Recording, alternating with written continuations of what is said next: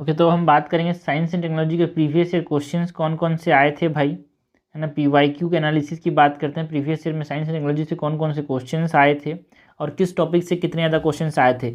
तो सबसे ज़्यादा क्वेश्चंस आए हैं साइंस एंड टेक्नोलॉजी में वो मिसलिनियस टॉपिक से आए हैं, जो चीज़ें न्यूज़ में रही थी, है ना, कुछ इंपॉर्टेंट टेक्नोलॉजी न्यूज़ में रही थी, अचानक से कोई आ गया, तो वो चीज़ें मिसलेनियस टॉपिक से बहुत ज़्यादा क्वेश्चंस आए हैं, 55 क्वेश्चंस आए हैं।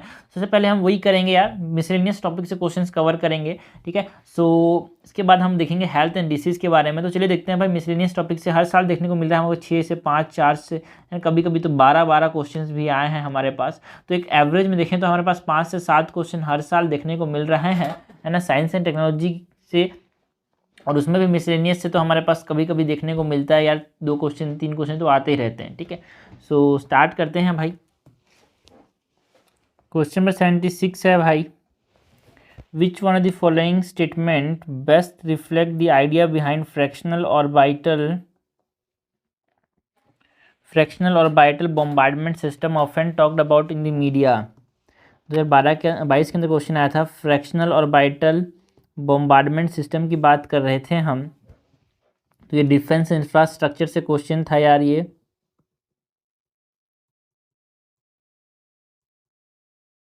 ओके, तो यहाँ पे हमारे पास फ्रैक्शनल ऑर्बिटल बॉम्बार्डमेंट सिस्टम जो है एक वॉर हेड डिलीवरी सिस्टम है, जहाँ पे हम क्या करते हैं, लो अर्थ ऑर्बिट का इस्तेमाल करते हैं, जिससे हम टारगेट को, जैसे ये हमारे पास अर्थ हो गया, ठीक है, हम यहाँ पे क्या करते हैं, यहाँ से इसे फेंकते हैं और यहाँ पे इसे भेजते हैं, ठीक है। तो सब चीज़ ठीक है, बट हमसे क्या पूछा गया है, इनमें से इसका आइडिया क्या है। आइडिया क्या है भाई, behind the fractional orbital bombardment system, a hypersonic missile is launched into the space to counter the asteroid approaching the earth and explode it in the space। ये गलत है, ओके, ये गलत है यार, ठीक है, ये इसका अपने पास आइडिया नहीं है। Spacecraft land on another planet after making several orbital motion, no, ये भी इसका एक हमारे पास इसका आइडिया नहीं है। The missile is put in a stable orbit around the earth and D orbit over a target on the earth, बिल्कुल सही बात है यार। यहाँ पे क्या किया जाता है, सपोज ये अर्थ हो गया, यहाँ पे इसको एक स्टेबल ऑर्बिट में मिसाइल को भेज दिया जाता है, और उसके बाद जहाँ पे सपोज टारगेट है तो यहाँ पे डिस्टेबल कर देंगे तो यहाँ पे एक गिर जाएगा। तो ये हमारे पास क्या है, फ्रैक्शनल ऑर्बिटल बॉम्बार्डमेंट सिस्टम का जो आइडिया है। तो हमको ध्यान देना है भाई, ऐसी कोई भी चीज़, ऐसे कोई भी डिफेंस इंफ्रास्ट्रक्चर से रिलेटेड कोई भी एडवांसमेंट हुआ उसको हमको ध्यान देना है, बिकॉज यूपीएससी से बार बार क्वेश्चन पूछती है। क्वेश्चन नंबर 77 है, कंसिडर द फॉलोइंग स्टेटमेंट। 2022 के अंदर ये भी क्वेश्चन आया था, biofilm can form on medical implants with in human tissue. Medical implant, suppose heart के अंदर कोई इम्प्लांट्स हैं, क्या उसके ऊपर बायोफिल्म बन सकता है, बिल्कुल बन सकता है यार, है ना। बायोफिल्म मतलब एक तरह से माइक्रो ऑर्गेनिज्म का ग्रोथ है ये, है ना, collection of microbial cells is called biofilm. Biofilm कुछ नहीं है भाई, कलेक्शन ऑफ माइक्रोबियल सेल्स है।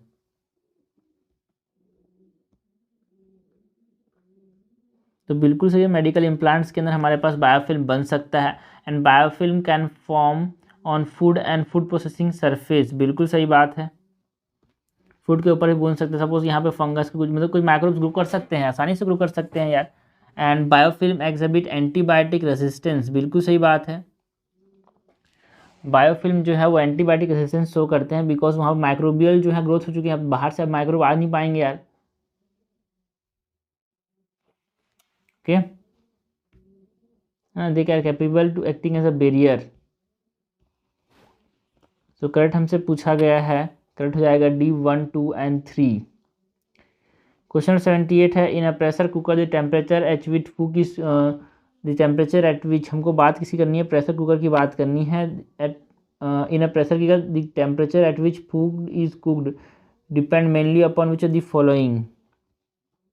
जिस टेम्परेचर पे खाना बनता है वो किस पे डिपेंड करता है, ये हमसे पूछा गया है। ये 2021 में क्वेश्चन आया था। Area of the hole in the lid, क्या एरिया पे डिपेंड करता है भाई, बिल्कुल सही बात है। सपोज करो प्रेशर कुकर के ऊपर सीटी है, उसका जो सीटी का जो होल है उसका कितना एरिया है उस पर भी डिपेंड करता है, बिकॉज ज़्यादा एरिया भाग जाएगा तो टेम्परेचर कम हो जाएगा।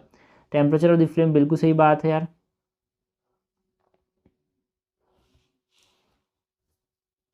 है ना। प्रेशर जो है वो टेम्परेचर डायरेक्टली प्रोपोर्शनल है, जितना टेम्परेचर उतना ज़्यादा प्रेशर,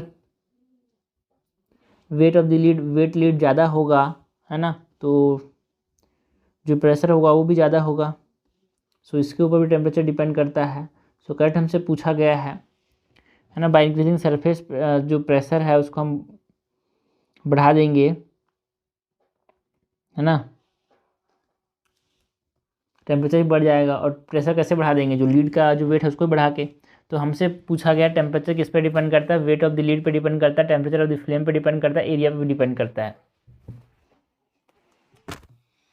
क्वेश्चन नंबर 79 है, कंसिडर द फॉलोइंग। 2021 में क्वेश्चन आया था, bacteria, fungi, virus, which of the above can be cultured in artificial और सिंथेटिक मीडियम। ओके, इनमें से कौन सा आर्टिफिशियल या फिर सिंथेटिक मीडियम में कल्चर कर सकते हैं, ये हमसे पूछा गया है। देखो भाई, बैक्टीरिया एंड फंजाई को तो कल्चर कर सकते हैं, but virus can not be culture. ये दिमाग में याद रखना चाहिए हमको। ये यहाँ पे कॉन्सेप्ट है, बेसिक साइंस से क्वेश्चन है कि virus can not be culture, है ना, इन आर्टिफिशियल मीडियम। इसके लिए स्पेशल मीडियम चाहिए होता है ना, because they are obligate intracellular parasites. तो इनको लिविंग टिश्यू के अंदर ही हम ग्रो कर सकते हैं।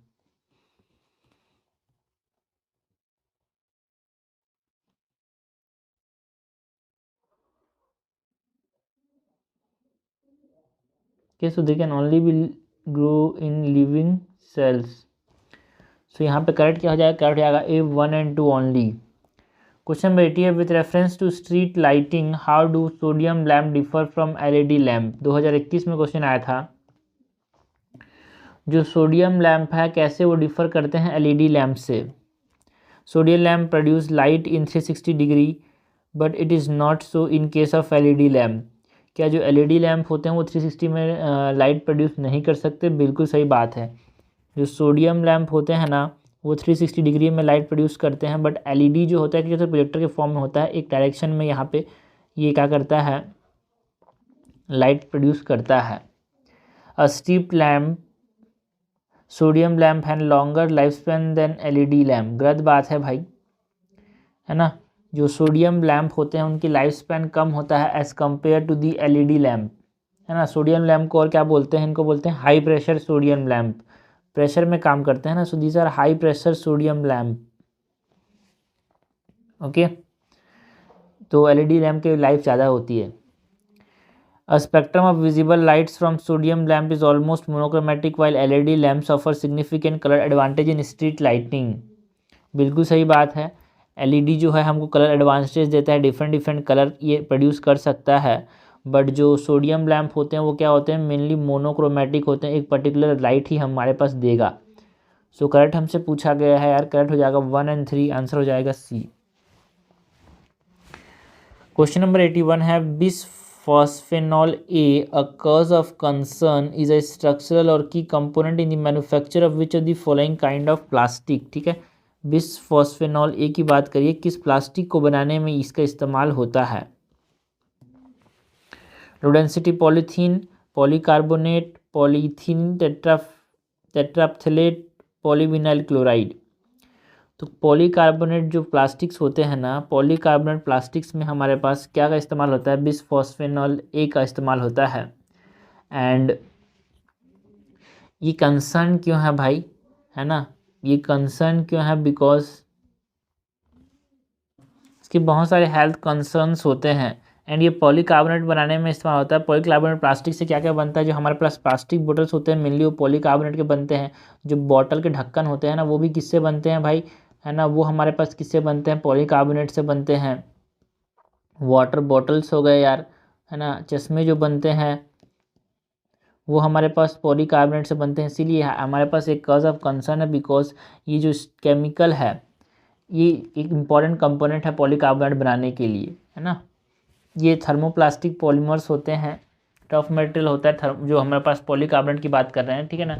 उनको आसानी से हम किसी फॉर्म में मोल्ड कर सकते हैं, इसीलिए इसका बहुत ज़्यादा इस्तेमाल किया जाता है। एक स्ट्रॉन्ग एंड टफ मटेरियल होता है यार। सो बिसफॉस्फेनॉल एक कंसर्न में था, पॉलीकार्बोनेट ए बनाने में इस्तेमाल होता है। ये भी बेसिक साइंस से क्वेश्चन है ना, और न्यूज़ में भी रहता है सब चीज़ें।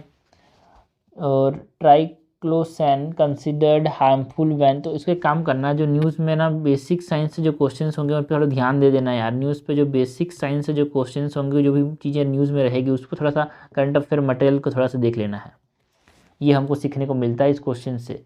एंड ट्राइक्लोसैन की बात करनी है। Triclosan considered harmful when expose to high level of high level for long time, it is mostly present in which of the following. Triclosan कहाँ पे पाया जाता है भाई, ये हमसे पूछा गया था 2021 के अंदर।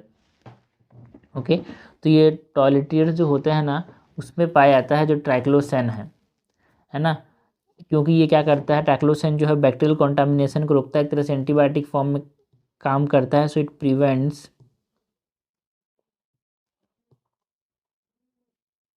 है ना, तो इसको बॉडी वॉश में, टूथपेस्ट में इस्तेमाल किया जाता है ट्राइक्लोसैन का। बट अगर हमारे पास है ना, टॉयलेटियर्स का मतलब क्या है, बॉडी वॉश, टूथपेस्ट, है ना, कॉस्मेटिक्स हो गया, सोप हो गया, जो एंटीबैक्टीरियल सोप्स आते हैं उसमें होता है ये टॉयलेटियर्स ट्राइक्लोसैन, है ना।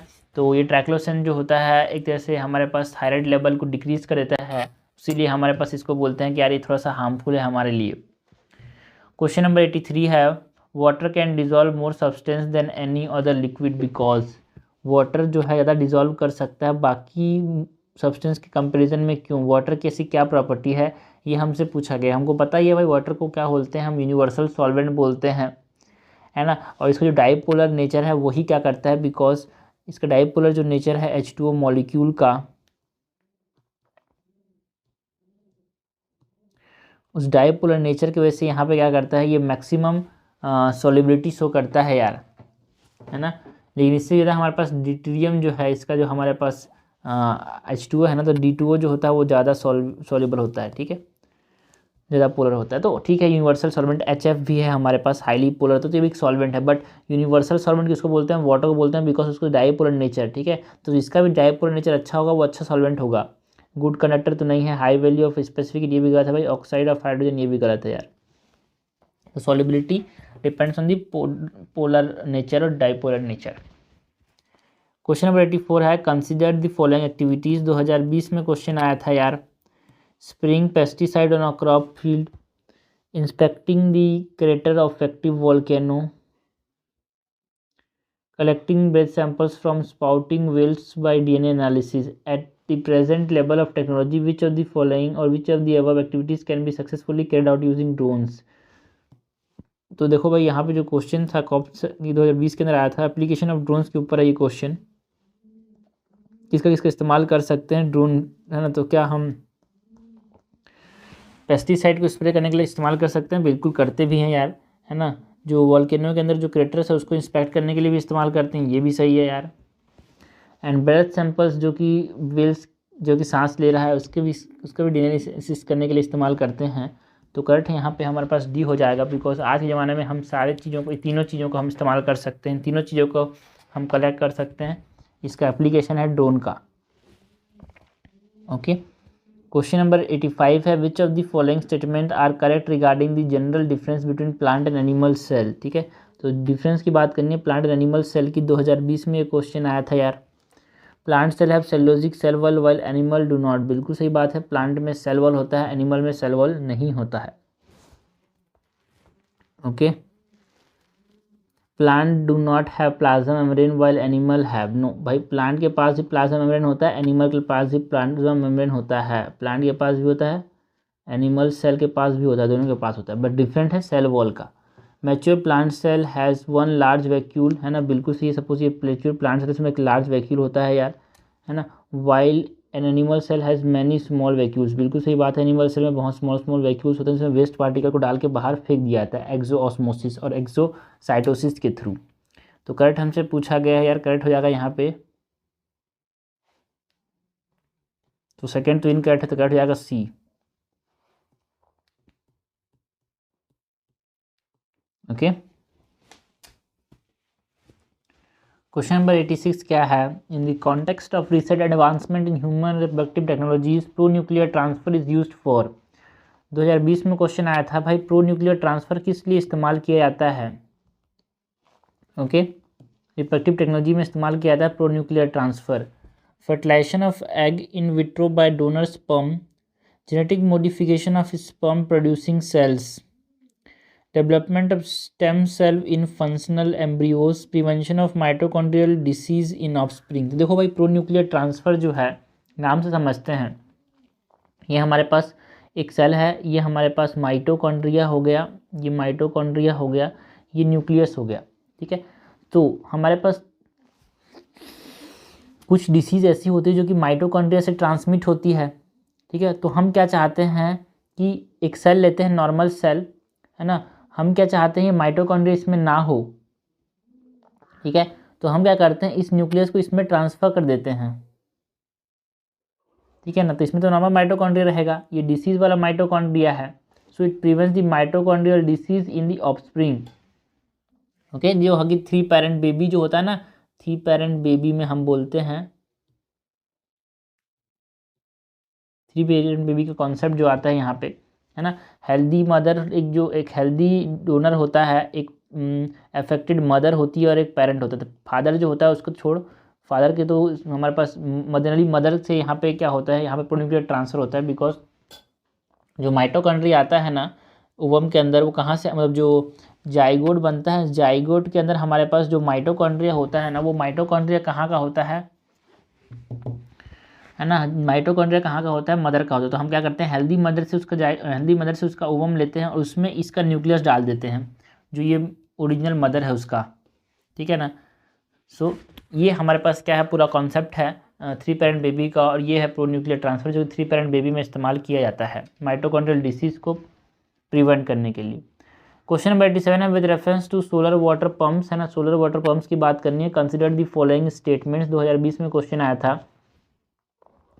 Solar power can be use for running solar surface pump and not for submersible pump. गलत बात है भाई, हम सोलर पावर का इस्तेमाल कर सकते हैं दोनों को रन करने के लिए, submersible as well as solar pump. So this is incorrect, sorry, surface pump and submersible pump. देखो सरफेस पंप क्या होता है, यहाँ पे सपोज ये कुआं हो गया है ना, ये हमारे पास ज़मीन हो गई, यहाँ पे हमने कुआं खोदा, तो यहाँ पे सरफेस में होगा पंप और यहाँ पे पाइप रहेगा, ये हो गया सरफेस पंप, ठीक है, ये सरफेस पंप हो गया।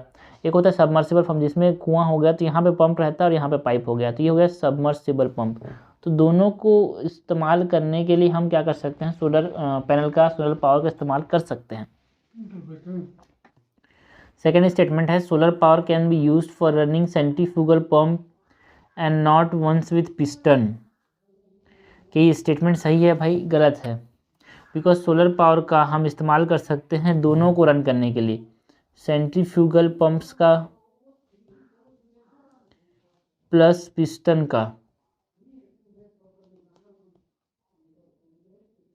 करेक्ट हमसे पूछा गया है, करेक्ट हो जाएगा neither one not to.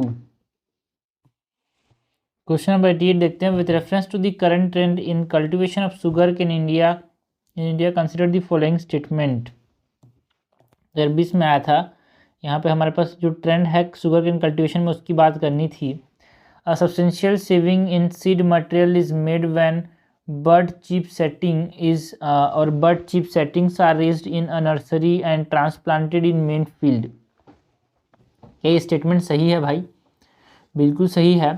Because आप सपोज करो ऐसे काट के आप इसको नर्सरी में लगा रहे हो और उसके बाद उसको आप ट्रांसप्लांट कर रहे हो, तो सीड मटेरियल बहुत ज़्यादा बचता है यार। बिकॉज आप डायरेक्टली वहाँ पे डाल दिया जाए तो बहुत सारे वेस्ट हो जाते हैं। So this is correct. When direct planting of seed is done, the germination percentage is better with single budded sets as compare to sets with many buds. तो ये स्टेटमेंट जो है भाई, है ना, सिंपल सा लग रहा है कि गलत होगा। बिकॉज बहुत सारे बर्ड्स होंगे तो ज़्यादा उगने के चांसेस हैं, ज़्यादा परसेंटेज जर्मिनेशन होगा, है ना, एक के मुकाबले। ठीक है, तो ये गलत है भाई। If bad weather condition prevail when seed are directly planted, single bud seeds have better survival as compare to large sets. गलत बात है यार। आप समझो यार, ख़राब कंडीशन है तो एक, आप समझो आपके पास एक ऑप्शन, आपके पास बहुत सारे ऑप्शन है, तो आप एक ऑप्शन वाले आपको खतरा रहेंगे, डेंजर रहेगा ना। तो हम बोलते हैं यूपीएससी में बैकअप होना चाहिए। तो आप समझो इस चीज़ को कि आप बहुत सारे स्प्राउट्स हैं तो आपके पास मैक्सिमम चांसेस है, जर्मिनेशन परसेंटेज ज़्यादा होगा। अगर मैनी बर्ड्स हैं किसी भी सैपलिंग्स के अंदर, अगर मैनी बर्ड्स हैं तो वहाँ पे जर्मिनेशन परसेंटेज ज़्यादा होगा, है ना। बैड वेदर में सर्वाइवल रेट ज़्यादा होगा, sugar cane can be cultivated using settlings prepared from tissue cultures, बिल्कुल सही बात है भाई, सेटलिंग से भी इसको क्या कर सकते हैं हम इस्तेमाल ग्रो कर सकते हैं, जो कि टिश्यू कल्चर से बनाया जाता है। करेक्ट हमसे पूछा गया, कट हो जाएगा B C 1 and 4 only. Question number 89 है, कंसिडर दी फॉलोइंग स्टेटमेंट, ये क्वेश्चन 2019 में आया था। According to the Indian patent act, a biological process to create a seed can be patented in India. क्या भी बायोलॉजिकल प्रोसेस को क्या patent कर सकते हैं? ना भाई, बायोलॉजिकल प्रोसेस को पेटेंट नहीं कर सकते हैं। याद रखना, जो पेटेंट एक्ट है 1970 का, उसके अकॉर्डिंग हमारे पास कोई भी सीड बनाने का बायोलॉजिकल प्रोसेस को हम क्या नहीं कर सकते, पेटेंट नहीं कर सकते, है ना।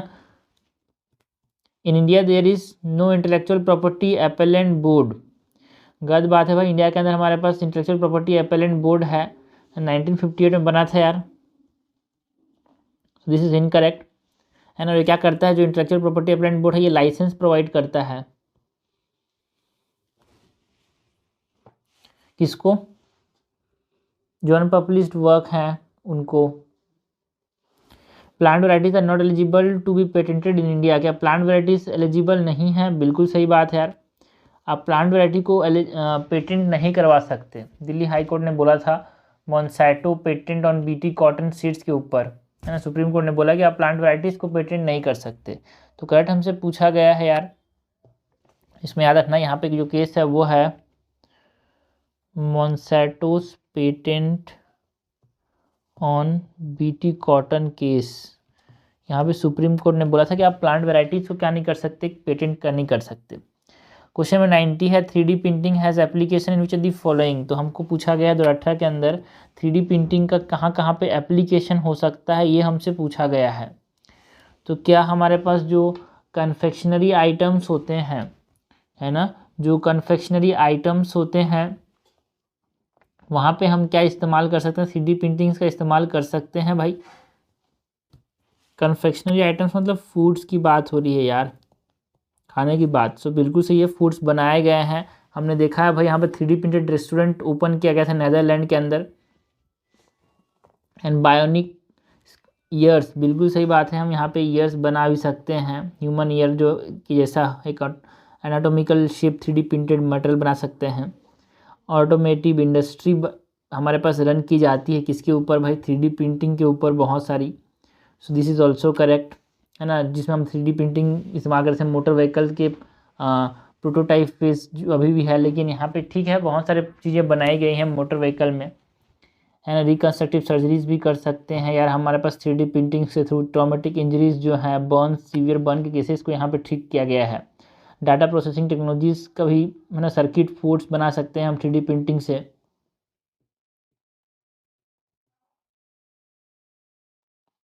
तो करेक्ट हमसे पूछा गया, तो भाई ये चारों की चारों, मतलब ये पांचों के पांचों चीज़ें हम 3D प्रिंटिंग से कर सकते हैं।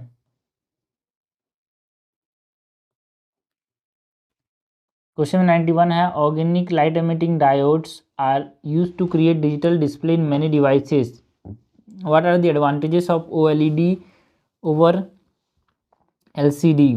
OLED की बात करनी है ओवर LCD, ठीक है, OLED के एडवांटेज की बात करनी है ओवर LCD। ये क्वेश्चन 2017 में आया था यार।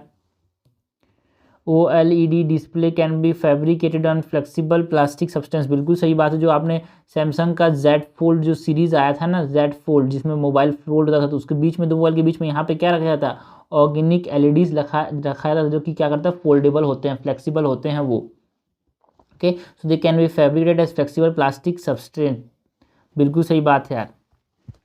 Okay, roll of display embedded in clothing can be made using OLEDs, बिल्कुल सही बात है। OLEDs जो है, ऑर्गेनिक LEDs का मेन एक ही होता है कि बहुत ज़्यादा फ्लेक्सिबल होते हैं यार, बहुत सारे थिन होते हैं। And transparent display are possible using OLEDs, बिल्कुल सही बात है ना। हमारे पास LCD में बैक लाइटिंग जरूरत पड़ती है, बट OLEDs में बैक लाइटिंग जरूरत नहीं पड़ती। सो हैंस ट्रांसपेरेंट डिस्प्ले जो है, आपने जो देखा होगा ना मोबाइल के अंदर, ऐसे हाथ में एक वीडियो में देखा होगा, एक हाथ होता है जिसमें यहाँ पे एक टच स्क्रीन हवा में जो ट्रांसपेरेंट डिस्प्ले देखने को मिलता है, वो हम यहाँ पे OLEDs के थ्रू बना सकते हैं। सो दिस इज करेक्ट, हमसे करेक्ट पूछा गया, करेक्ट जाएगा 1 2 3, सी इज करेक्ट। क्वेश्चन नंबर 92 है, India is an important member of the international thermonuclear experimental reactor. 2016 में क्वेश्चन आया था, इंटरनेशनल थर्मोन्यूक्लियर एक्सपेरिमेंटल रिएक्टर के बारे में कि इंडिया उसका मेंबर है। In this experiment, if this experiment succeeds then, है ना, अगर ये एक्सपेरिमेंट सक्सेसफुल हो जाता है, what is the immediate advantage for India. अगर ये एक्सपेरिमेंट सक्सेसफुल होता है तो इंडिया का एडवांटेज क्या होगा। इट कैन यूज़, देखो ये न्यूक्लियर रिएक्टर जो है, इंटरनेशनल थर्मोन्यूक्लियर एक्सपेरिमेंट रिएक्टर जो है, ये न्यूक्लियर फ्यूजन से, जो कि सन के अंदर होता है फ्यूजन, दो, पहला it can use thorium in place of uranium for power generation, दोनों में तो न्यूक्लियर फ्यूजन ही होता है भाई। It attain a global role in satellite navigation. Satellite navigation से क्या लेना देना इसका। It can drastically improve the efficiency of fusion. No, ये फ्यूजन के साथ रिलेटेड है यार, जो IETR है वो फ्यूजन के साथ रिलेटेड है। It can build fusion reactor for power generation, बिल्कुल सही बात है। अगर ये सक्सेसफुल होता है तो हम फ्यूजन से एनर्जी जनरेट कर सकते हैं। अभी तक जो हम फ्यूजन से, यूरेनियम के फ्यूजन से हम जो एनर्जी जनरेट कर रहे हैं, हम फ्यूजन से यहाँ पे एनर्जी जनरेट कर सकते हैं, जो कि बहुत ज़्यादा एनर्जी देता है। With reference to fly ash, हमको बात करनी है fly ash produce by the power plant using coal as fuel. जब कोल का इस्तेमाल करते हैं तो जो फ्लाई ऐश बनता है उसके बारे में हमसे करेक्ट पूछा गया है। 2015 के अंदर ये क्वेश्चन आया था। Fly ash can be used in the production of bricks for building construction, है ना, बिल्कुल सही बात है। कंस्ट्रक्शन वर्क के लिए हम फ्लाई ऐश का इस्तेमाल कर सकते हैं। ब्रिक्स जो है ना भाई, कंस्ट्रक्शन में जो काम करते हैं उसको हम, जो राख है ना भाई कोल फील्ड से निकलता है, उसका इस्तेमाल कर सकते हैं for making bricks. Fly ash can be used as a replacement for some of the Portland cement content of concrete, बिल्कुल सही बात है। कंक्रीट के अंदर जो पोर्टलैंड सीमेंट कंटेंट होता है उसके प्लेस में हम फ्लाई ऐश का इस्तेमाल कर सकते हैं। Fly ash is made of silicon dioxide. क्या फ्लाई ऐश में सिलिकॉन है भाई? हाँ, क्या फ्लाई ऐश में सिलिकॉन है? And calcium oxide only and does not contain any toxic element. देखो एक्सट्रीम वर्ड है ओनली, यहाँ पे हमारे पास कुछ टॉक्सिक एलिमेंट भी होते हैं यार, ठीक है। सो ये हमारे पास बोल रहा है कि पहली बात तो silicon dioxide and calcium oxide होते हैं, ऐसा बोल रहा है, बट इसके साथ यहाँ पे एल्यूमिनियम ऑक्साइड भी होते हैं, ठीक है। हमारे पास यहाँ पे एल्यूमिनियम ऑक्साइड भी होता है, फेरिक ऑक्साइड भी होते हैं, कभी कभी यहाँ पे टॉक्सिक मटेरियल भी देखने को मिलते हैं। सो दिस इज इनकरेक्ट यार, एक्सट्रीम वर्ड है तो गलत समझ लेना, बट हमको करेक्ट रीजन भी पता होना चाहिए। सो करेक्ट हमसे पूछा गया, करेक्ट जाएगा A1 और 2। क्वेश्चन नंबर 94 है with reference to fuel cells. हमको बात किसकी करनी है यार? फ्यूल सेल की बात करनी है। In which hydrogen rich fuel and oxygen are use to generate electricity, consider the following statement. दो क्वेश्चन जो था फ्यूल सेल वाला 2015 में आया था। If pure hydrogen is used as fuel, the fuel cell emit heat and water as a by product, बिल्कुल सही बात है यार, है ना। हाइड्रोजन को जब हम क्या करेंगे, हीट करेंगे तो ये बर्न होगा ऑक्सीजन की प्रेजेंस में, तो वाटर देगा प्लस हीट देगा। So first statement is correct, okay. Fuel cell can be used for powering buildings and not for small device like laptop computers. No भाई, small devices like laptop computers के लिए भी हमारे पास इसका इस्तेमाल कर सकते हैं, है ना। मतलब ये बड़े बड़े बिल्डिंग से लेकर छोटे छोटे कंप्यूटर्स तक इसका इस्तेमाल है। So this is incorrect. Fuel cell produce electricity in the form of alternating current. जो फ्यूल सेल होता है वो डीसी के फॉर्म में इलेक्ट्रिसिटी प्रोड्यूस करता है, not in AC. So this is incorrect. हमसे करेक्ट पूछा गया, कट जाएगा ओनली 1 और 1 ओनली, आंसर हो जाएगा ए। क्वेश्चन नंबर 95 है। क्वेश्चन नंबर 95 है with reference to Agni 4 missile. देखो 2014 में अग्नि 4 मिसाइल्स थे, तो हमको जितने भी मिसाइल्स वाले जो क्वेश्चन है उस पर ध्यान देना है भाई। जैसे ब्रह्मोस न्यूज़ में था, अग्नि 5 था, तो उन चीज़ों पे ध्यान देना बिकॉज यूपीएससी उनसे क्वेश्चन पूछती है। So with reference to Agni 4 missile which of the following statement is are correct. It is a surface to surface missile. क्या जो अग्नि मिसाइल होते हैं वो सरफेस टू सरफेस मिसाइल है यार?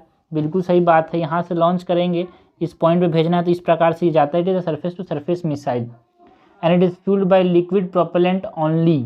नो, ये 2 स्टेज सॉलिड प्रोपेलेंट मिसाइल है भाई, मतलब यहाँ पे लिक्विड भी होगा एंड सॉलिड भी होगा।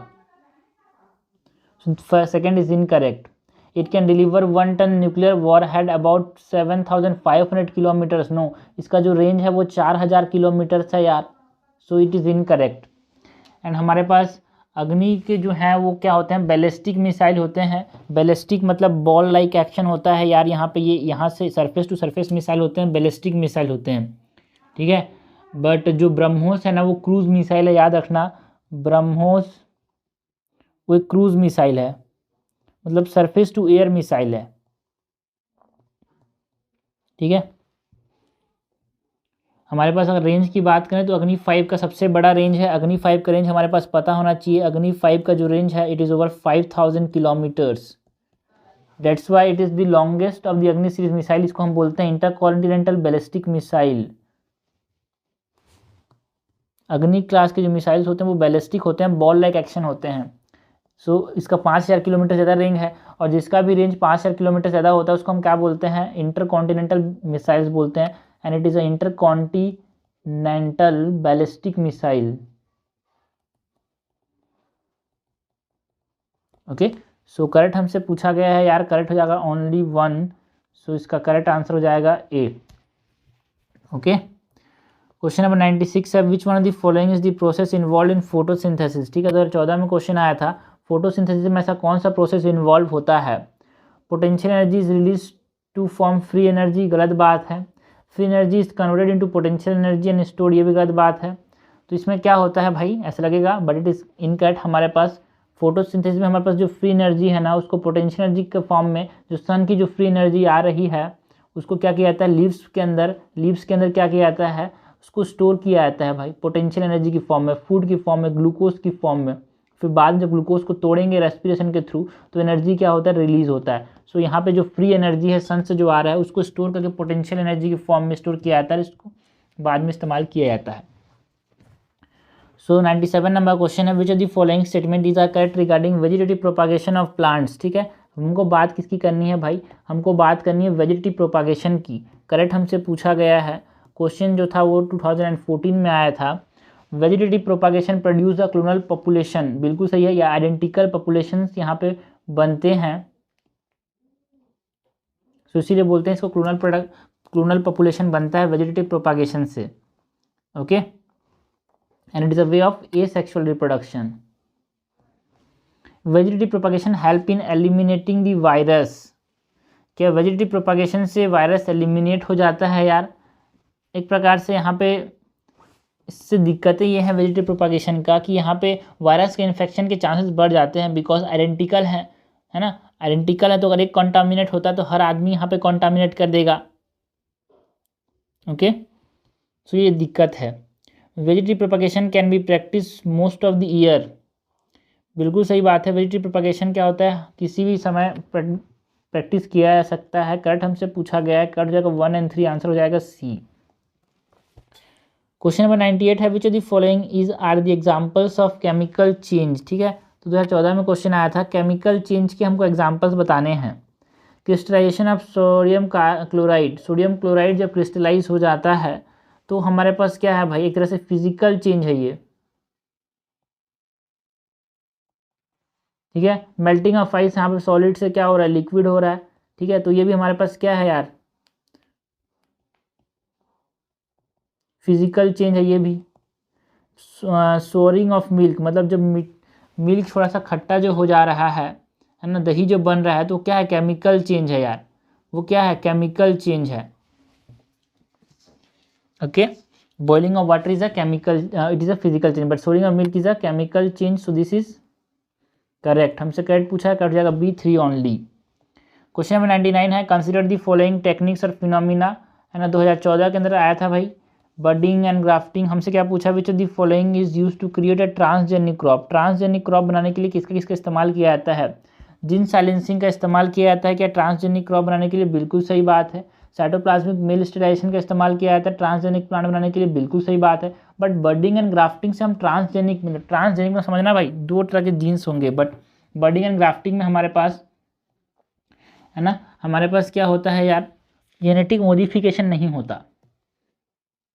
जेनेटिक मॉडिफिकेशन से एक्सटर्नल मॉडिफिकेशन होता है, बस जेनेटिक मॉडिफिकेशन नहीं होता, इसीलिए वो ट्रांसजेनिक क्रॉप बनाने के लिए इस्तेमाल नहीं किया जा सकता।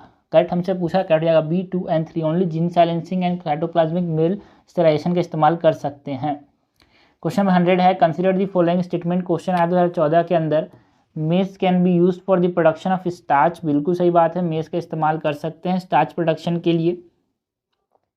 ऑयल एक्सट्रैक्टेड फ्रॉम मेज can be a feed stock for biodiesel, ये भी सही बात है, मेज ऑयल को हम एक बायोडीजल के फॉर्म में हमारे पास इस्तेमाल कर सकते हैं, क्योंकि यहाँ पे क्या होता है भाई, है ना, फैटी एसिड मिथाइल एस्टर्स देखने को मिलते हैं, फैटी एसिड मिथाइल एस्टर्स, है ना, जिससे एथेनॉल भी तो बना सकते हैं, बायोडीजल तो बिल्कुल बना सकते हैं। Alcoholic beverages can be produce using मेज, ये भी सही है यार।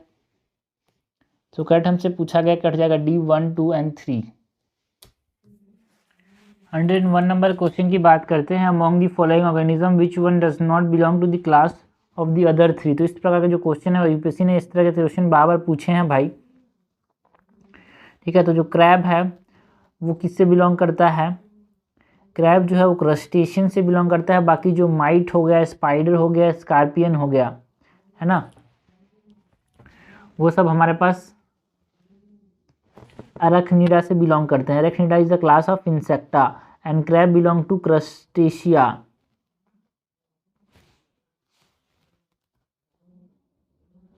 बाकी सब जो है वो अरखनिडा के बिलोंग करते हैं। अरखनिडा मतलब जिनमें जॉइंटेड लैग होता है। ठीक है, सो हमारे पास करेक्ट हो जाएगा ए। 102 नंबर क्वेश्चन है, which one of the following is correct sequence of food chain. देखो फूड चेन वाला हमसे पूछा गया था, correct sequence of what, correct sequence of food chain. Okay, question जो था 2014 में आया था ये भी। तो सबसे पहले तो हमारे पास प्राइमरी प्रोड्यूसर कौन है? तो भाई डाइएटम्स प्रोड्यूसर्स हैं। डाइएटम्स को कौन खाते हैं भाई? डाइएटम्स को कौन खाते हैं? क्रस्टेशियंस खाते हैं। क्रस्टेशियंस कौन खाता है? हैरिंग्स खाते हैं। ठीक है, जो क्रस्टेशियंस है ना उनको कौन खाता है? हैरिंग्स। हैरिंग्स क्या है? फिश है, हैरिंग फिश। ओके, सो 103 है, with reference to technology for solar power production consider the following statement. 2014 में क्वेश्चन आया था भाई, हमको बात करनी है about the technology for solar power production. Photovoltaic is a technology that generates electricity by direct conversion of light into electricity, while solar thermal is a technology which utilizes the sun rays to generate heat which is further used in electricity generation। तो ये statement बिल्कुल सही है यार।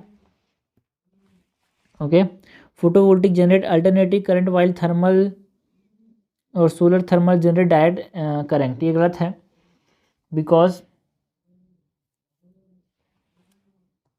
जो solar thermal है ना वो इलेक्ट्रिसिटी जनरेट नहीं करता है, ये तो हीट जनरेट करता है। India has manufacturing base for solar thermal technology but not for photovoltaic. ये भी गलत है भाई, हमारे पास दोनों के लिए मैन्युफैक्चरिंग बोथ है ना। हमारे पास मैन्युफैक्चरिंग बेस जो है सोलर थर्मल टेक्नोलॉजी के लिए भी है और फोटोवोल्टिक के लिए भी है। तो करेक्ट हमसे पूछा गया है यार, करेक्ट हो जाएगा ओनली 1। ओके, क्वेश्चन नंबर 104 है, कंसिडर दी फॉलोइंग। क्वेश्चन जो था 2014 में आया था, the phenomena of hibernation can be observe in the following kind of animal. Hibernation कहाँ पे देखने को मिलता है? हाइबरनेशन मतलब विंटर स्लीप। और समर स्लीप को क्या बोलते हैं भाई? समर स्लीप किसको बोलते हैं? एस्टिवेशन को। ओके, तो बियर्स में हाइबरनेशन देखने को मिलता है, रोडेंट्स में हाइबरनेशन देखने को मिलता है, एंड बैट्स में भी हाइबरनेशन देखने को मिलता है। तो आंसर हो जाएगा सी। क्वेश्चन नंबर 105 है, the following add carbon dioxide to the carbon cycle on the planet. 2014 में भी क्वेश्चन आया था, कार्बन डाइऑक्साइड कौन ऐड करता है भाई कार्बन साइकिल में? तो प्लांट और वॉल्केनिक एरप्शन से कार्बन डाइऑक्साइड ऐड होता है, बिल्कुल सी। रेस्पिरेशन में क्या होता है? कार्बन डाइऑक्साइड एब्जॉर्ब होता है, ऑक्सीजन रिलीज होता है। So second is incorrect. Photosynthesis से हमारे पास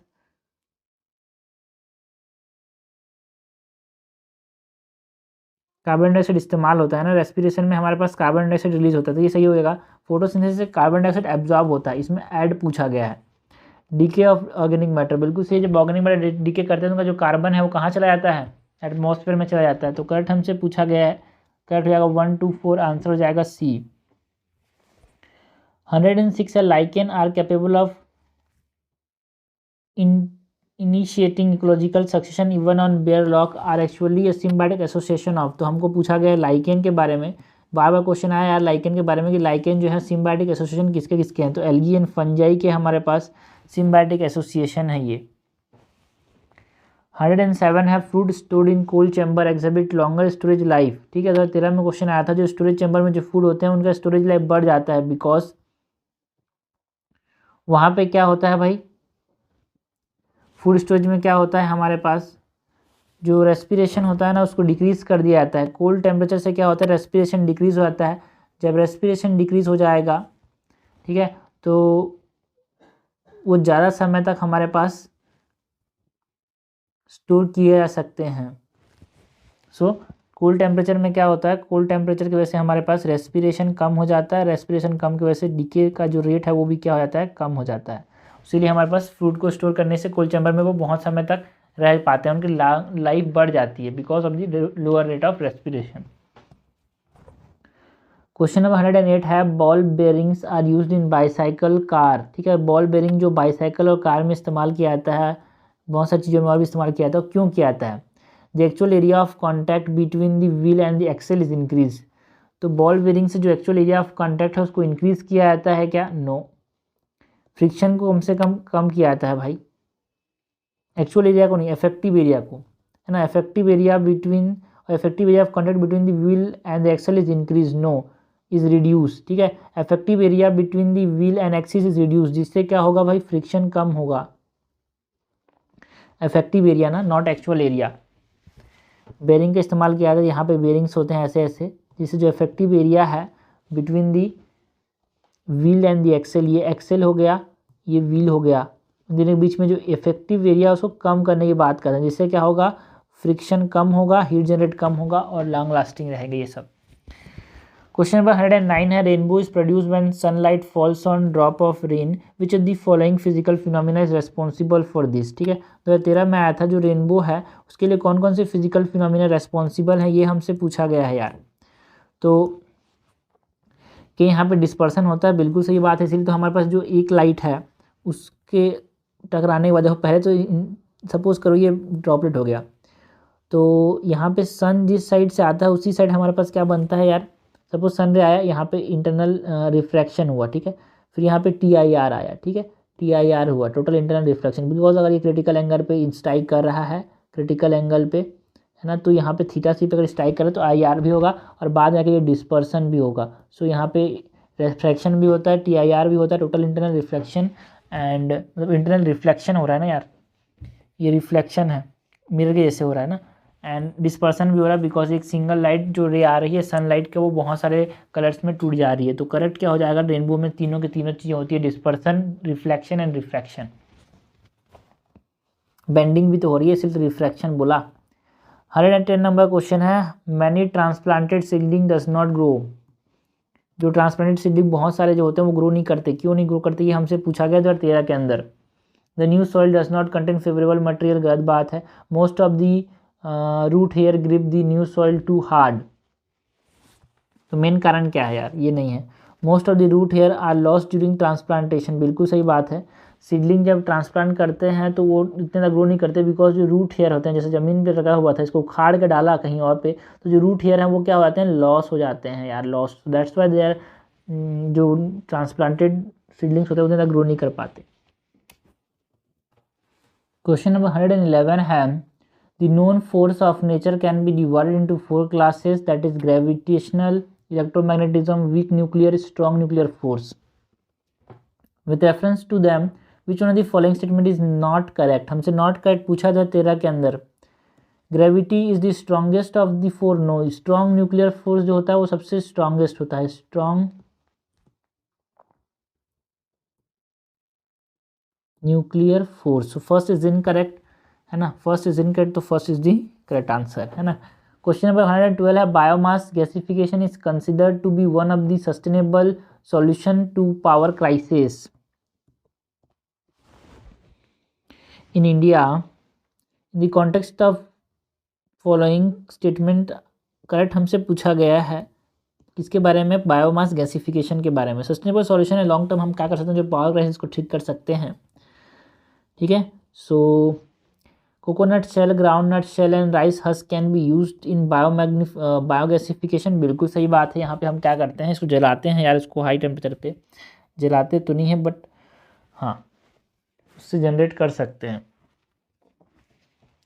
combustible gas generates, combustible gases generated consist of hydrogen and carbon dioxide only, no. यहाँ पे जो कंबस्टेबल गैस निकलेंगे बायोमास गैसिफिकेशन से, वहाँ पे हमारे पास कार्बन मोनोऑक्साइड भी निकलता है भाई, मीथेन भी निकलता है यार, वाटर भी निकलता है, नाइट्रोजन भी निकलता है। So first second statement is incorrect.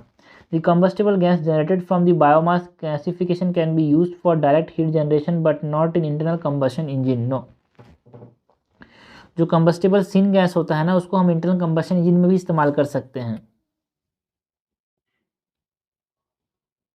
Syn gas मतलब synthesis carbon monoxide plus methane, ये हम क्या कर सकते हैं, इसको इंटरनल कंबशन इंजन्स में भी इस्तेमाल कर सकते हैं।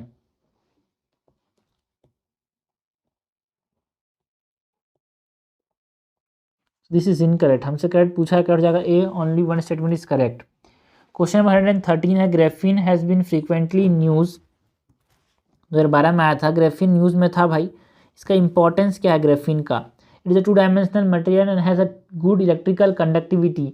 कि ये 2 डायमेंशनल मटेरियल है ग्रेफीन, बिल्कुल सही बात है यार, ये 2 डायमेंशनल मटेरियल है ना। ग्रेफाइट जैसे वैसे चारकोल होता है, वैसे ही कार्बन नैनोट्यूब्स एंड फ्लोरीन होता है, ठीक है। तो ये सब क्या है हमारे पास, एलोट्रॉप्स हो गए कार्बन के। जो ग्रेफीन वो भी एक एलोट्रॉप है कार्बन का, वो इस प्रकार से होता है हनीकॉम्स लाइक स्ट्रक्चर में, लेकिन ये होता है 2 डायमेंशनल, ठीक है, हेक्सागोनल होता है ये। It is one of the thinnest but strongest material tested so far, बिल्कुल सही बात है। फिर इसका बुलेट प्रूफ जैकेट्स में भी इस्तेमाल किया जाता है ग्रेफीन का। It is entirely made of silicon and has high optical transparency. No, ये किससे बना होता है भाई? एक एंटायरली मेड ऑफ सिलिकॉन बोला जा रहा है यार, है ना। यहाँ पे सिलिकॉन नहीं है यार, ये कार्बन से बना होता है, carbon. It can be used as a conducting electrode required for touch screen LCDs and organic LEDs, बिल्कुल सही बात है ना। कंडक्टिंग इलेक्ट्रोड के फॉर्म में हम ग्रेफीन का इस्तेमाल करते हैं। करेक्ट हमसे पूछा है भाई, करेक्ट जाएगा 1, 2 and 4, third is incorrect because it is made of carbon. Question 114 है, लेड इंजेस्टेड और inhaled is hazardous health. Maggi के रेफरेंस में न्यूज़ में था भाई, 2012 में आया था। After the addition of lead to petrol has been banned, what still are the sources of lead poisoning. ठीक है, जो बैन कर दिया गया, लेड जो डालते थे पेट्रोल में उसको बैन कर दिया गया, लेकिन आज भी हमारे पास लेड जो है, लेड पॉइजनिंग के बहुत सारे केसेस देखने को मिलते हैं। उसका कारण क्या है यार? स्मेल्टिंग यूनिट से लेड निकलता है, वो एक स्मेल्टिंग यूनिट से जो लेड निकलता है वो एक कारण है लेड पॉइजनिंग का। पेंसिल एंड पेन्स में लेड रहता है, वो एक कारण है लेड पॉइजनिंग का।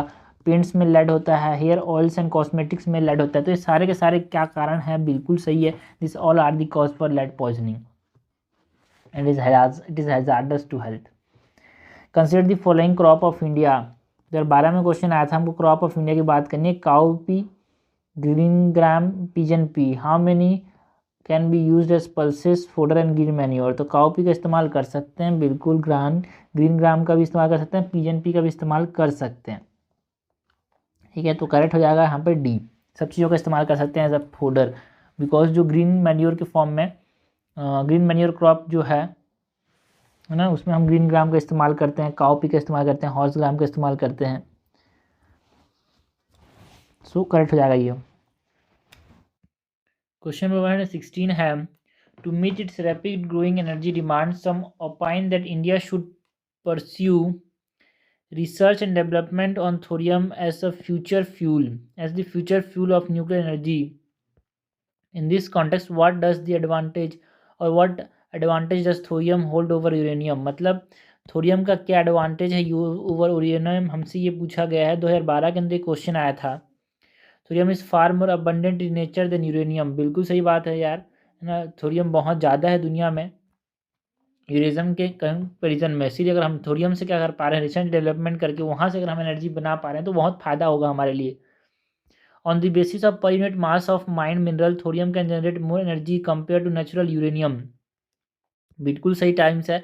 जो थोरियम होता है वो 8 टाइम्स, है ना, 8 टाइम्स मोर एनर्जी देता है as comparison to uranium. Thorium produce less harmful waste compare to uranium, बिल्कुल सही बात है ना। न्यूक्लियर वेस्ट भी कम बनाता है, और जो लिक्विड फ्लोराइड है ना, और उसको जो एलिमिनेट करता है जो वेस्ट प्रोडक्ट, उसको लॉन्ग टर्म तक आसानी से स्टोर भी कर सकते हैं, जो कि हम थोरियम के केस यूरेनियम के केस में नहीं कर पाते। तो करेक्ट हमसे पूछा गया, करेक्ट हो जाएगा डी। ओके, क्वेश्चन नंबर 117 है, which one of the following set of element was primarily responsible for the origin of life on earth. ठीक है, 2012 के अंदर पूछा गया था, ओरिजिन ऑफ लाइफ जो था अर्थ के अंदर वो किस किस वजह से हुआ। तो ऑक्सीजन तो बहुत ज़रूरी है भाई, ऑक्सीजन के बिना लाइफ कैसे आएगी, तो ऑक्सीजन नहीं होगा वो तो ऑप्शन होगा ही नहीं होगा। ऑक्सीजन, कैल्शियम और फॉस्फोरस, हाइड्रोजन नहीं होगा तो पानी कैसे बनेगा। सो first statement is correct because, है ना, origin of life on earth. ठीक है, देखो सबसे शुरू ऑक्सीजन से पहले यार, सॉरी, ओरिजिन ऑफ लाइफ के लिए रेस्पॉन्सिबल क्या होगा, carbon, hydrogen and nitrogen, because इसी से तो क्या बना भाई, हाइड्रोकार्बन्स बने। और हाइड्रोकार्बन्स ने बाद में क्या बनाया, सेल मेम्ब्रेन बनाया, और सेल मेम्ब्रेन से तो क्या बना, सेल बना। रेस्पिरेशन तो बाद में हुआ, तो ऑक्सीजन की जरूरत तो बाद में पड़ी भाई, पहले तो कार्बन, हाइड्रोजन एंड नाइट्रोजन देखने को मिले। कार्बन हाइड्रोजन हमको पानी से मिले एंड नाइट्रोजन एटमॉस्फेयर में बहुत ज़्यादा था। तो बेसिक साइंस ये क्वेश्चन है। क्वेश्चन नंबर 118 है, consider the following statement if there were no problem, no phenomena of capillarity. अगर कैपिलैरिटी का फिनोमिना दुनिया में नहीं होता तो 2012 के अंदर हमसे क्वेश्चन पूछा गया है। It would be difficult to use kerosene lamp, बिल्कुल सही बात है, बिकॉज केरोसिन लैम्प में जो हम यहाँ पे सपोज करो, यहाँ पे टंकी में हम केरोसिन भरते हैं, यहाँ पे जो वायर है एक रस्सी बांधते हैं, यहाँ से यहाँ पे जलाते हैं तो ये धीरे धीरे ऊपर जाता है कैपिलैरिटी के थ्रू, इसीलिए यहाँ पे हमारे पास केरोसिन लैम्प जलता है। तो अगर हमारे पास कैपिलैरिटी का फिनोमेना दुनिया में नहीं होता तो केरोसिन लैम्प जल नहीं पाता यार। One would not be able to use straw to consume soft drink. Statement number 2 है, one would not be able to use straw to consume a soft drink. गलत बात है, बिकॉज जो स्ट्रॉ है उसमें हम क्या करते हैं, सक्शन प्रेशर अप्लाई करते हैं भाई माउथ से, है ना, इसमें कोई कैपिलैरिटी का रोल नहीं है। Blotting paper would fail to function, बिल्कुल सही बात है, जो ब्लॉटिंग पेपर है ना वो सोक करता है इंक को थ्रू कैपिलैरिटी एक्शन, क्योंकि ब्लॉटिंग पेपर में क्या होते हैं भाई, पोर्स होते हैं, अगर कैपिलैरिटी नहीं होती तो यहाँ पे ये एब्जॉर्ब नहीं कर पाता। Big tree that we see around would not have grown on earth, बिल्कुल सही है, बिकॉज जो रूट हेयर से जो ट्री के ट्रंक तक, उसके बाद उसके लीफ तक जो हमारे पास पानी जाता है, न्यूट्रिएंट जाते हैं, वो किसके थ्रू आते हैं, कैपिलैरिटी के थ्रू आते हैं। ठीक है, सो करेक्ट हमसे पूछा गया है, करेक्ट हो जाएगा 1, 3 एंड 4, ऑप्शन नंबर 20 करेक्ट। 119 है, the surface of a lake is frozen in severe winter but the water at its bottom is still liquid, what is the reason. ठीक है, 2011 में क्वेश्चन आया था, बेसिक साइंस से question है कि जो सरफेस होता है अगर वो फ्रोज हो गया फिर भी जो उसका बॉटम होता है वो लिक्विड में होता है, इसका कारण क्या है भाई, है ना। Density of the water is maximum at 4 degree Celsius. ठीक है, तो 4 डिग्री सेल्सियस डेंसिटी ज़्यादा होती है, इसीलिए वो क्या आता है, ऊपर पे आता है ना। तो और सॉरी मतलब 4 डिग्री सेल्सियस पे मैक्सिमम डेंसिटी रहता है, डेंसिटी ज़्यादा होने की वजह से वो नीचे आता है, तो जो पानी का टेम्परेचर कम होगा वो सरफेस पे आता है, जो टेम्परेचर ज़्यादा होता है 4 डिग्री सेल्सियस के अराउंड होता है वो ज़मीन के पास आता है, इसीलिए वो क्या होता है भाई, नीचे आता है, इसीलिए वो लिक्विड होता है। ओके, क्वेश्चन नंबर 120 है, microbial fuel cell are considered as source of sustainable energy. जो माइक्रोबियल फ्यूल सेल होते हैं, है ना, they are source of sustainable energy, क्यों। तो 11 में क्वेश्चन हमसे पूछा गया है, क्यों माइक्रोबियल फ्यूल सेल जो है एक सोर्स है भाई सस्टेनेबल एनर्जी को, लॉन्ग टर्म एनर्जी मिलते रहता है माइक्रोबियल फ्यूल सेल से। They use living organism as catalyst to generate electricity from certain substance और सबस्ट्रेट, बिल्कुल सही बात है यार, है ना। And they use a variety of inorganic material as a substrate, बिल्कुल सही बात है ना। यहाँ पे हम इनऑर्गेनिक सब्सटेंस का इस्तेमाल करते हैं जिससे बैक्टीरिया और इनऑर्गेनिक सब्सटेंस मिलकर आपस में इलेक्ट्रिसिटी जनरेट करते हैं। They can be installed in waste water treatment plant to cleanse water and produce electricity, ये भी इसका बहुत बड़ा इंपॉर्टेंट यूज है। तो करेक्ट हमसे पूछा गया, करेक्ट हो जाएगा D 1, 2, 3। क्वेश्चन 121 है, the function of heavy water in neutron nuclear reactor. 2011 में क्वेश्चन पूछा गया है, हैवी वाटर का फंक्शन पूछा गया भाई, न्यूक्लियर रिएक्टर के अंदर हैवी वाटर का फंक्शन क्या होता है, slow down the speed of the neutron. नहीं भाई, जो स्लो डाउन करने का काम है वो किसका होता है यार, मॉडरेटर का होता है ना। And generally heavy water graphite का इस्तेमाल किया जाता है एज अ मॉडरेटर। सो 121 का आंसर क्या हो जाएगा भाई, आंसर हो जाएगा ए, है ना। So heavy water use as a moderator, और मॉडरेटर के फॉर्म में हम हैवी वाटर को इस्तेमाल कर सकते हैं या फिर हम ग्रेफाइट का भी इस्तेमाल कर सकते हैं। ओके, फ्यूल तो हमारे पास क्या है भाई, इंक्रीज स्पीड, है ना। देखो न्यूक्लियर रिएक्शन को कूल करने के लिए किसका इस्तेमाल करते हैं, कूलेंट का इस्तेमाल करते हैं यार हम, है ना। एंड स्टॉप करने के लिए किसका इस्तेमाल किया जाता है यहाँ पे, स्टॉप या फिर कंट्रोल करने के लिए हमारे पास जो कंट्रोल रॉड्स होते हैं ना, उनका इस्तेमाल किया जाता है, जो क्या कर लेते हैं, एब्जॉर्ब कर लेते हैं न्यूट्रॉन्स को। ओके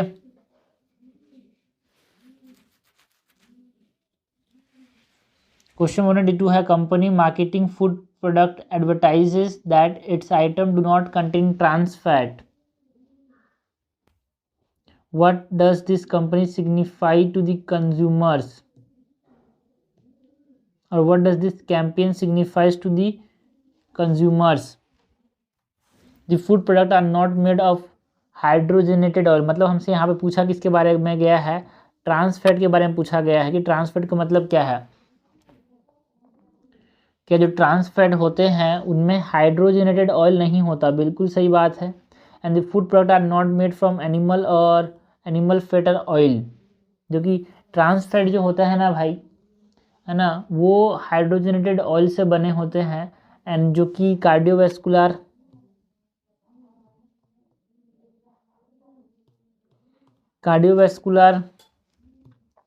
हेल्थ रिलेटेड कंसर्न्स बनाते हैं। Okay the oil used are not likely to damage the cardiovascular health of the consumer. No, ये जो अगर हमारे पास ट्रांस फैट जिसमें है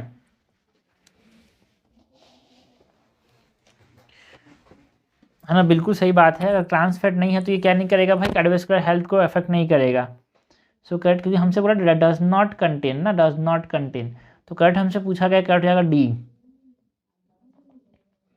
क्वेश्चन 123 है, what is the difference between CFL and LED lamp. CFL and LED lamp के बीच में difference बताना है। 2011 में क्वेश्चन आया था भाई, जो CFL है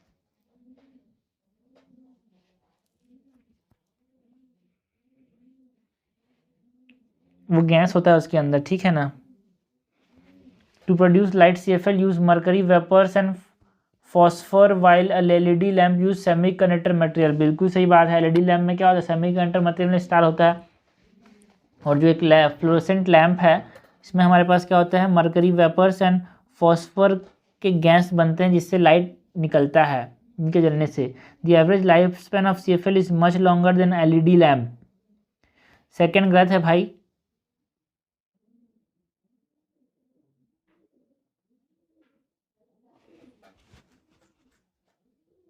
CFL के लाइफ स्पैन से LED का लाइफ स्पैन ज़्यादा होता है। LED is more efficient and more life span than CFL। CFL is less energy efficient as compare to LED lamp. बिल्कुल सही बात है, करेक्ट हमसे पूछा गया है यार, करेक्ट क्या हो जाएगा, 1 और 3, आंसर हो जाएगा C। 124 है, एस्पार्टम, बेसिक साइंस से क्वेश्चन है भाई। Aspartame artificial sweetener sold in the market, it consists of amino acid and provide calorie like other amino acid, yet it is used as a low calorie sweetening agents in food items। What is the basis for this use? aspartame का क्यों इस्तेमाल करते हैं भाई as a low calorie sweetening agent, है ना। aspartame is जो देखो भाई ये अमीनो एसिड है ना, सो aspartame is as sweet as sugar but after ingestion into body it converted into metabolites that yield no calories। बिल्कुल सही बात है यार, बिकॉज यहाँ पे अमीनो एसिड्स है ना। और ये एक सही बात है कि देखो aspartame is several times sweeter than sugar, hence food items made with small quantities of aspartame yield fewer calorie on oxidation। बिल्कुल सही बात है, ये सही रीज़न है कि हाँ भाई एस्पार्टम को हम जब डालते हैं तो वो कम कैलोरी डाइट स्वीटनिंग एजेंट क्यों बोलते हैं, बिकॉज थोड़ा सा एस्पार्टम बहुत ज़्यादा स्वीटनेस डाल देता है, तो थोड़ा सा ही एस्पार्टम इस्तेमाल करेंगे और जो बाकी बहुत ज़्यादा शुगर डालने से जो स्वीटनेस मिलता है तो वो हमको कम एस्पार्टम में मिल जा रहा है, और कम एस्पार्टम जाके कम ऑक्सीडाइज होगा, कम कैलोरी देगा। तो यही कारण है कि इसको हम लो कैलोरी स्वीटनिंग एजेंट बोलते हैं। Small quantities of aspartame 8 times और सेवरल टाइम्स, यहाँ पे बहुत ज़्यादा स्वीट 200 टाइम्स बोले तो 200 टाइम्स मोर स्वीटर होता है as compare to sugar. 125 number question है, recently oil zapper was in news. ठीक है, 2017-11 में क्वेश्चन आया था, ऑयल जैपर न्यूज़ में था। और ये ऑयल जैपर है क्या, it is the latest technology develop for under water under sea oil exploration, है ना। ये हमारे पास क्या है, ऑयल जैपर जो है ना, एक प्रकार से ये हमारे पास इको फ्रेंडली टेक्नोलॉजी है जिससे हम क्या करते हैं, ऑयल स्लज या फिर ऑयल स्पिल्स को हम ठीक करते हैं यार। ठीक है ना। एक बैक्टीरिया की मदद से हम क्या करते हैं, ऑयल स्पिल्स को ठीक करते हैं।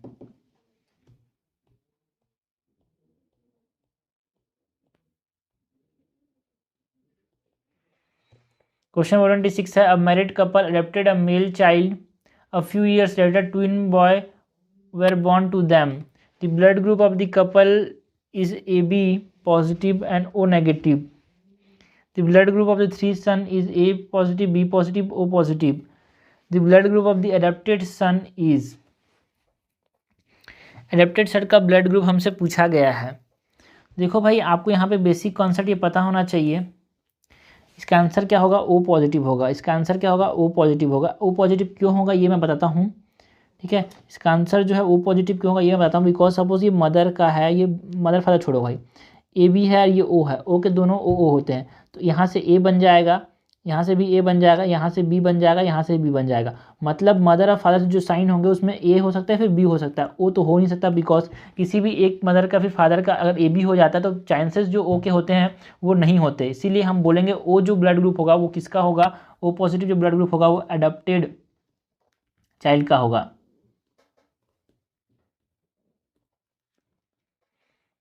क्वेश्चन नंबर 127 है, a new optical disc format known as Blu-ray disc.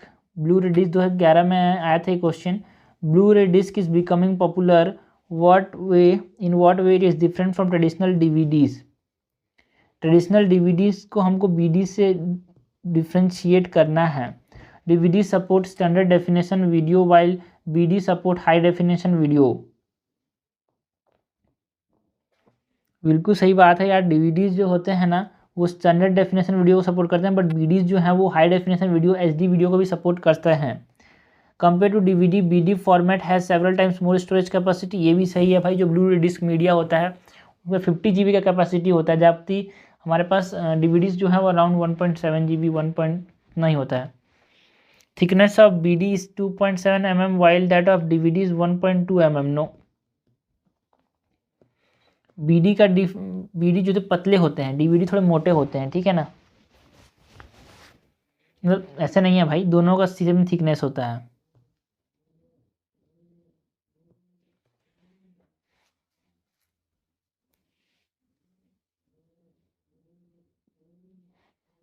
तो डीवीडी बीडी सीडी सबका थिकनेस सेम होता है। करेक्ट हमसे पूछा गया, क्या जाएगा, बी 1 and 2 ओनली। 128 है, when the bark of a tree is remove in a circular fashion around near its base, its gradually dies up and dies because. 2011 में क्वेश्चन आया था यार। अगर हमने एक बार्क सपोज करो इसके नीचे एक बार को यहाँ पे ग्रेजुअली यहाँ पे रिमूव कर दिया, ठीक है, all around near its base, तो क्या होता है, ये मर जाता है। क्यों मर जाता है, water from the soil can not rise to the aerial part, shoots are starve for energy. देखो भाई, बीच में होते हैं xylem and phloem for water, side side में क्या होते हैं 5, बीच में होता है वाटर वाला और साइड में होते हैं फूड वाला। तो अगर फूड वाला फ्लोएम जो होता है वो साइड में होता है, ठीक है, तो हमने उसको क्या कर दिया, बाग से कट कर दिया। तो जो साइड साइड वाले हैं ना, बिकॉज पूरा कट नहीं किया, थोड़ा सा ही स्कार्प किया है, थोड़ा थोड़ा स्कार्प किया है, तो पानी तो पहुंच पाएगा लेकिन ऊपर से खाना वापस नहीं आ पाएगा रूट तक। तो रूट क्या हो जाएंगे, भूखे मर जाएंगे, एनर्जी नहीं मिल पाएगा उनको,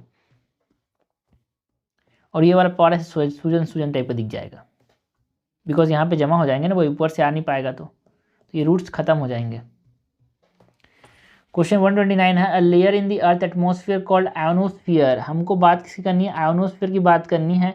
फैसिलिटेट रेडियो कम्युनिकेशन, है ना। आयोनोस्फीयर जो है वो रेडियो कम्युनिकेशन को फैसिलिटेट करता है। कैसे, the presence of ozone. No, ionosphere में ओजोन नहीं है भाई, ओजोन तो स्ट्रेटोस्फीयर में है।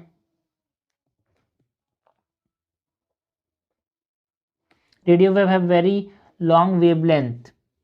हाँ बिल्कुल सही है, लॉन्ग वेवलेंथ है, वहाँ पे जाकर टकराता है और वापस आ जाता है, ऐसा नहीं है, वेवलेंथ का कोई अंदर नहीं है।